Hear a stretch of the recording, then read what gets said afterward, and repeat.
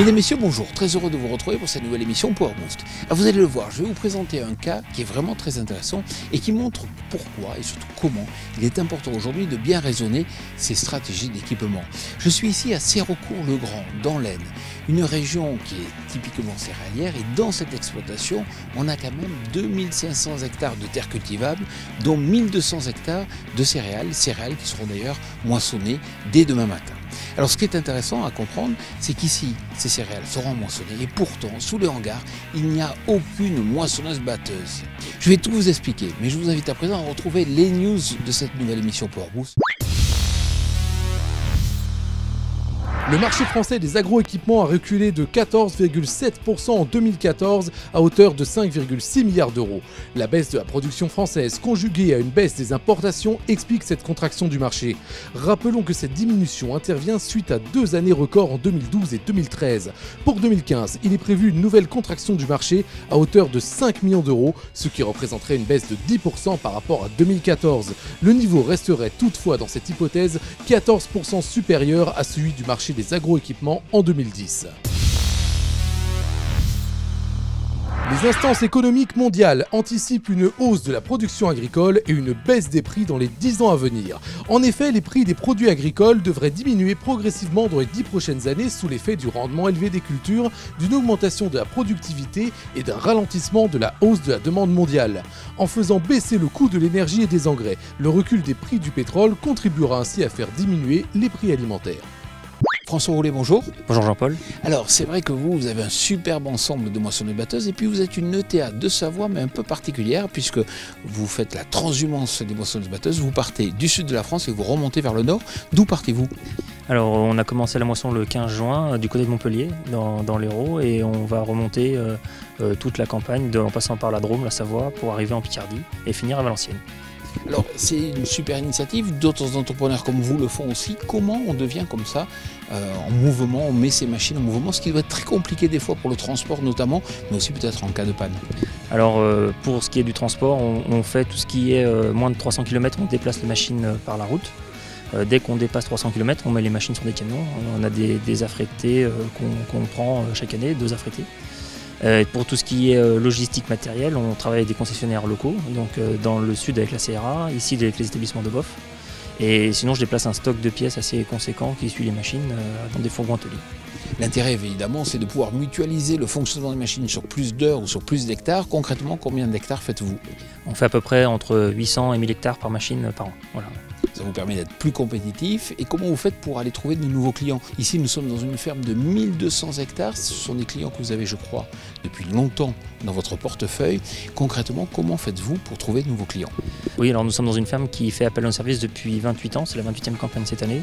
On travaille énormément aussi avec des semenciers dans le sud de la France. Et au jour d'aujourd'hui, c'est le bouche-oreille qui fait qu'on développe notre entreprise de plus en plus. François, concrètement, combien avez-vous de moissonneuses-batteuses ? Alors aujourd'hui, on a 6 moissonneuses-batteuses, 4 en propriété, 2 en location. Voilà, une location classe et des entraides avec des entrepreneurs. Voilà, une machine qui est toute hybride.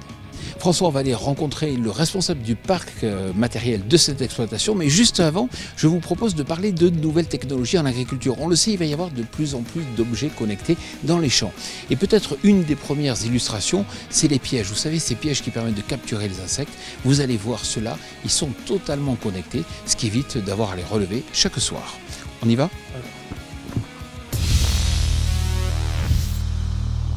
Alors si vous êtes expérimentateur ou si vous êtes arboriculteur et que vous avez marre de relever toujours vos pièges, aujourd'hui il existe des solutions, des pièges connectés. Eric Stocklin, bonjour.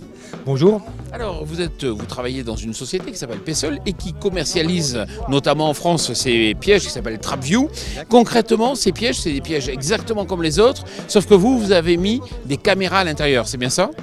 Tout à fait. On a installé un système connecté de caméras qui prend des photos haute définition et les envoie sur Internet. Alors l'intérêt, c'est qu'effectivement, vous commercialisez aussi avec un système qui permet l'autonomie. C'est-à-dire que chaque fois qu'on met un piège, on met un système comme ça de photovoltaïque. Oui, en fait, les pièges doivent être tout à fait autonomes parce qu'on met ça dans les parcelles agricoles. Notre objectif, c'est l'agriculture. Le panneau solaire permet d'alimenter une batterie qui, elle, va alimenter les 4 objectifs photographiques et le flash. Parce que la photo se fait la nuit sous flash pour avoir le meilleur contraste possible. Alors justement, est-ce qu'il y a une définition suffisante de la part des caméras ou des appareils photo pour permettre une identification d'insectes qui sont parfois très petits? Oui, donc différents types de caméras peuvent être implémentés. Pour le moment, nous avons un modèle à 8 mégapixels et puis un modèle à 20 mégapixels. Le 20 mégapixels est utilisé pour les mouches, donc ça permet vraiment de zoomer très fort sur les photos et de les identifier à leurs ailes ou à leurs pièces buccales. Par rapport à un pillage traditionnel, ça va forcément coûter plus cher. Donnez-nous un ordre de prix. Le coût par rapport à un piégeage traditionnel, en matériel évidemment il y a une fameuse différence parce que dans un piégeage traditionnel on a une plaque engluée et un encart plastique. Ici on a ça aussi mais on a en plus toute l'électronique. Donc pour donner un ordre de grandeur de prix, il faut compter entre 800 € et 1000 € suivant le type de piège. Merci beaucoup. À votre service, avec plaisir. Nicolas Pinchon, bonjour. Bonjour. Alors vous êtes responsable du parc matériel de cette exploitation, une exploitation familiale, 2500 hectares, dont 1200 hectares de céréales. C'est vrai que c'est une grande exploitation. Et quand je regarde le parc matériel que vous avez sous ce hangar, on imagine qu'il pourrait y avoir des moissonneuses-batteuses. Pourquoi aujourd'hui, avec une telle surface à moissonner, 1200 hectares, vous faites appel à une entreprise? C'est simplement un aspect financier. Aujourd'hui, avoir des moissonneuses-batteuses, ça impose déjà d'avoir de la main-d'œuvre pour les conduire. La législation ne nous permet pas de dépasser 12 heures par jour. Il nous faudrait donc 2 chauffeurs par machine, ce qui ferait 6 chauffeurs déjà sur des moissonneuses-batteuses, sur des engins qui ne tournent qu'une dizaine de jours dans l'année. Il n'y a pas d'intéressement. Enfin, financièrement, c'est pas valable. Alors, c'est vrai que quand on regarde un peu la logique d'équipement, vous pensez efficacité, vous pensez rentabilité et vous pensez aussi simplicité. Pourquoi ? La simplicité pour les chauffeurs, pour la main-d'œuvre, on ne cherche pas à être trop compliqué, il faut rester assez simple. Et de toute façon, le but du jeu c'est de gagner de l'argent, c'est pas d'en gagner plus qu'un autre, c'est pas d'en gagner moins qu'un autre, c'est de réussir à faire vivre l'exploitation. Et c'est simplement qu'on a trouvé la meilleure solution. Et puis c'est vrai que vous avez un assolement qui est assez complexe. Très complexe, oui. Il y a 12-13 cultures différentes sur l'exploitation. Il y a des légumes, il y a des pommes de terre, il y a de l'irrigation, il y a un besoin de main d'œuvre, il y a beaucoup de stockage. On stocke la quasi-totalité de nos céréales, la quasi-totalité de nos pommes de terre, ce qui demande de la main d'œuvre et qui donne du boulot. Nicolas Pinchon, merci beaucoup. Merci à vous. Alors à présent, on va rester dans l'innovation. Vous le savez, on avait déjà des sondes qui permettent de mesurer par exemple la teneur en eau des sols.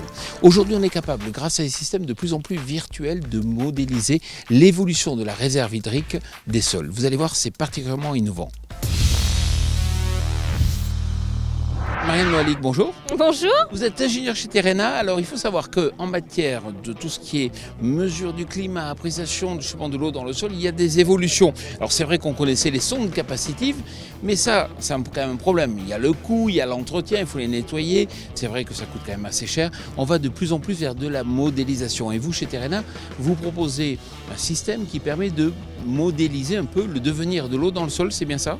Oui, c'est ça. Donc, ça fait maintenant 3 ans qu'on teste un modèle avec plusieurs partenaires.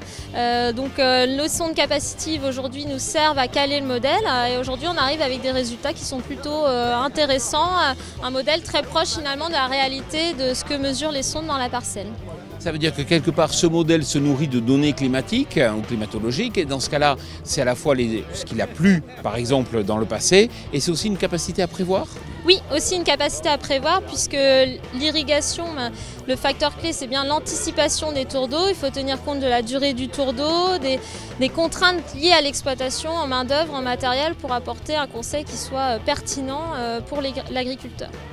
L'autre avantage, ça va être de le commercialiser beaucoup moins cher parce que ça coûte quand même assez cher. C'est du matériel. Dès qu'on rentre dans le virtuel, on doit être capable de diminuer les prix. Oui, parce qu'aujourd'hui, avec les sondes capacitives, donc ce qui coûte cher, c'est surtout le technicien pour la pose, la dépose, puisque la pose, c'est vraiment le critère clé de ce genre d'outil. Il ne faut pas faire d'erreur à la pose, sinon après, toutes les données sont fausses. Donc ça, c'est le premier point. Donc c'est beaucoup de temps à accorder là-dessus. Il y a du temps aussi pour les dépannages en cas de panne, passage d'animaux sauvages dans la parcelle. Donc tout ça, avec un modèle, forcément, on ne l'a plus. Donc on peut diminuer les coûts puisqu'il n'y a plus de passage obligatoire dans la parcelle pour faire une pose de sonde avant la campagne. Mais vous ne nous avez pas dit qui a développé ce modèle? Oui, donc le modèle de base de départ est développé par IRSTEA Montpellier avec des spécialistes là-dessus et nous on vient greffer d'autres connaissances d'AgroCampus, de Météo France et puis Aria également, une société qui est basée dans le centre de la France. Voilà. Merci beaucoup. Merci à vous. Alors François, demain c'est le grand jour puisque c'est 1200 hectares, la moisson de 1200 hectares qui débute.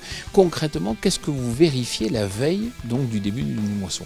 Alors on vérifie les choses habituelles, c'est-à-dire on fait un graissage de la machine, on vérifie les tensions des courroies et des chaînes, un bon nettoyage de la machine qui est très important. Et on va vérifier également tout ce qui est barre de coupe, voilà, au niveau de la machine. Cette année, on le sait, c'est la canicule, les températures sont élevées, les moteurs chauffent. Qu'est-ce qu'il faut bien vérifier? Alors surtout cette année avec une nouvelle norme anti-pollution où on a des filtres à particules, les moteurs montent à de très fortes températures, il faut qu'on fasse vraiment très attention à tout ce qui est nettoyage autour du filtre à particules pour éviter de mettre le feu à la machine. Alors c'est vrai que quand on parle feu, on pense aussi au système de poussière qu'il peut y avoir autour du moteur. Est-ce que là vous avez des systèmes qui permettent de nettoyer? Est-ce qu'ils sont prévus d'origine ou est-ce que c'est des options? Non, alors aujourd'hui les constructeurs prévoient un système de nettoyage assez performant au niveau des machines, surtout sur les nouvelles générations. Donc on n'est pas trop embêté au niveau des poussières. Toute dernière question, alors c'est vrai que ça ne se prépare pas uniquement la semaine avant, ça va se préparer en amont, en hiver peut-être? Oui tout à fait, on passe à peu près 15 jours par machine dans l'hiver. Et on a la chance d'avoir un inspecteur technique chez Claas qui nous donne de bons conseils pour faire l'entretien des machines. François, merci beaucoup de nous avoir accueillis ici et puis bonne chance pour cette moisson. Merci beaucoup. Alors à présent, on va s'intéresser toujours à l'innovation avec des panneaux photovoltaïques. Jusqu'à présent, les panneaux photovoltaïques, c'était surtout pour alimenter le réseau EDF. Alors aujourd'hui, il existe des systèmes de panneaux photovoltaïques qui permettent non pas d'alimenter le réseau électrique, mais plutôt de lisser et de viser une forme d'autonomie énergétique de la ferme. Jérôme Monod, bonjour. Bonjour. Alors vous êtes responsable vente et marketing chez OKWin qui, comme le nom ne l'indique pas, s'occupe pas du vent mais plutôt du photovoltaïque. Et ce qui est intéressant, c'est qu'il y a une évolution. Jusqu'à présent, nous, quand on parlait du photovoltaïque, on pensait ferme photovoltaïque, on pensait peut-être toit avec des panneaux photovoltaïques et production et vente d'électricité. Et vous, vous dites non, il faut s'intéresser à l'autonomie d'électricité, pourquoi pas dans les élevages, et vous proposez justement de ce type de panneaux. Concrètement, aujourd'hui, qu'est-ce qui fait que vous êtes capable de proposer ces solutions? Est-ce que c'est une évolution technologique? Oui, effectivement, aujourd'hui, en fait, on propose des systèmes suiveurs en photovoltaïque, donc ce sont des trackers. L'intérêt, c'est de produire sa propre électricité. L'intérêt des trackers, c'est qu'on va optimiser en fait la production installée, donc contrairement aux installations qu'on aura en toiture, et on viendra couvrir d'autant plus le besoin en énergie sur notre installation. Alors ce qui serait intéressant, c'est que vous nous donniez quelques chiffres. Par exemple, pour une ferme avec 2 robots, il faut penser quel niveau d'investissement et puis combien de trackers? Voilà, donc en fait sur des élevages laitiers en fait avec des robots de traite, puisque on va avoir des consommations assez régulières. Donc on sera sur des niveaux de trackers de 60 mètres carrés à peu près, et ça va nous permettre en fait de figer un coût de kilowattheure à peu près 20%, 20% en dessous de ce qu'on paye aujourd'hui, donc autour de 8 centimes quoi, à peu près. Ça veut dire que le point mort, le retour sur investissement, il se fait à partir de combien d'années? Ouais, ça va être entre 7 et 10 ans, et en général plutôt autour de 8 ans, en fonction du type d'exploitation. Voilà, notre émission Power Boost touche à sa fin. Alors vous le savez, si vous voulez toujours être au point en matière de nouvelles technologies et d'innovation en agriculture, il faut lire le média partenaire, donc Agriculture et Nouvelles Technologies. Et puis, vous le savez peut-être, on va avoir l'occasion d'animer un débat dans le cadre du Salon national d'Écuma fin août. Le thème est assez provocateur et très intéressant. Le thème, c'est « Les matériels sont-ils trop chers ?» Voilà, je vous souhaite bien sûr d'excellentes moissons.